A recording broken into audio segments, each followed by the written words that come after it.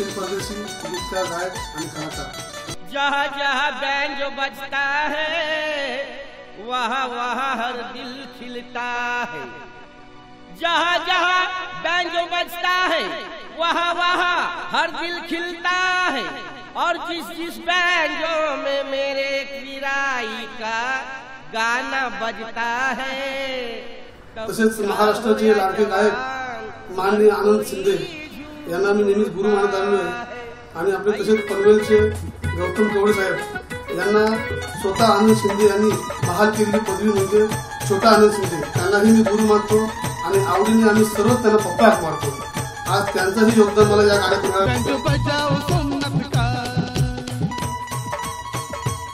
गाना बजाओ मौली का बैंजो बजाओ सुन्नत का गाना बजाओ मौली का।